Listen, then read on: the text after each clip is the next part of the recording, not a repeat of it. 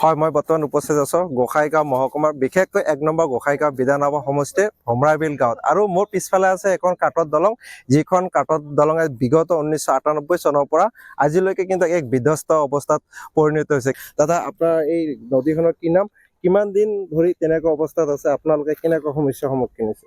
হয়, নমস্কাৰ যাচিছোঁ।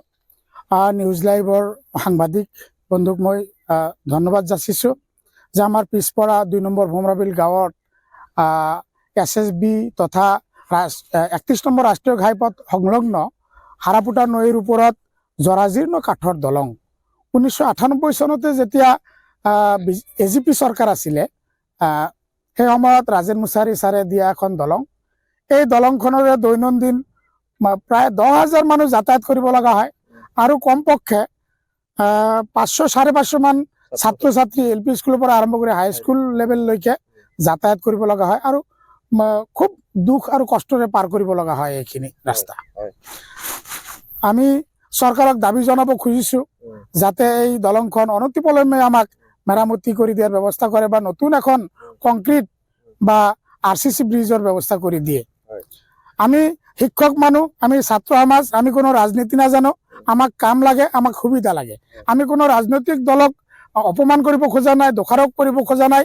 বৰ্তমান শাসনাধীন যি চৰকাৰ আছে তেখেতসকলক আমি কাকুতি কৰি অনুৰোধ কৰোঁ যাতে অনতিপলমেই আমাৰ এই 2 নম্বৰ ভমৰাবিল গাঁৱৰ মানুহৰ দুখ কষ্টখিনি বুজি পায় আৰু অনতিপলমে এখন RCC দলঙৰ ব্যৱস্থা কৰি দিয়ে। বাৰিষাৰ সময়ত বাৰুকৈ কষ্ট হয়। কেতিয়াবা নাৱেৰে যাব লগা হয়, কলগছৰ ভুৰ বান্ধি যাব লগা হয়, কাৰণ থৰক বৰক কঁপি থাকে বা কেতিয়াবা মেটেকাৰে ভৰি পৰে। আমাৰ লোকাল মানুহে বা NGOৰ পৰা কিছু মানুহে আমাৰ এই লোকালে যে দাদা আছে, সেই দাদাহঁতে আহি হয়তো কাঁচি বাগি এইটো সেইটোৰে মেটেকাখিনি কাটি দিয়ে, তেতিয়াহে অলপ দলংখন ৰক্ষা পৰে, নহ'লে ৰক্ষা নপৰিলেহেঁতেন। গাঁৱত এম্বুলেন্স আহিব নোৱাৰে, তাৰ পাছত ফায়াৰ ব্ৰিগেডো আহিব নোৱাৰে। যোৱা কিছুদিন 1 বছৰ পূৰ্বে আমাৰ ভমৰাবিল ME মাদ্ৰাছাত শ্বৰ্ট চাৰ্কিট হৈ পেলাই জুই লাগিছিলে আৰু তেতিয়াও হাবৰুবিল বা তেলিপাৰাৰ পৰা ফায়াৰ ব্ৰিগেড আহোঁতে কমেও 1.5-2 ঘণ্টা সময় লাগিছিলে। দেখা গৈছে যে আদৰ্শ BTC উন্নয়ন, আপোনালোকে কি উন্নয়ন দেখা পালে? আদৰ্শ BTC উন্নয়ন হয়, কথাটো শুনা যায়, কিন্তু দেখাত আচলতে আদৰ্শ BTC এতিয়ালৈকে গঢ়ি উঠা নাই।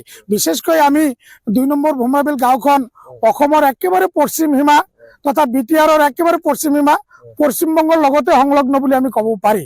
সেইকাৰণে কিজানি অসম চৰকাৰ তথা BTR চৰকাৰৰ অনীহা নেকি। ধন্যবাদ জনাইছো। আপনাৰ দলংখন কেনেকুৱা বর্তমান? আমার দলং বিশাল ভাঙ্গাচুরা। আজকা কমসে কম 15 বছর আগে থেকে এইভাবে কষ্ট করে আমরা পার হইতেছি। সরকার মাঝে মাঝে অফিসার আসে, দেখি যায়, ফটো করে লই যায়, মতো কাম হলে নহয়। নির্বাচনের সময়ত কি কয় আপনার? নির্বাচনের আগত আহি কব যে এতিয়াই এই মাহত এই সপ্তাহত মই মাল ফেলাম, কাঠ ফেলাম, কামটো কৰি দিম। মই ইলেকশ্যন পাৰ হৈ গেল পিছত আৰ কোনো খবৰ নাই। হয়, এটা কথা ক'ব লাগিব, আচলতে এই মোৰ সৈতে কেইবাগৰাকী ছাত্ৰ ছাত্ৰী আছে, বহুত কেইবাগৰাকী যিসকল ছাত্ৰ ছাত্ৰীসকলে সদায় স্কুললৈ যায়। বাৰিষাৰ সময়ত কেনেকৈ যোৱা স্কুল?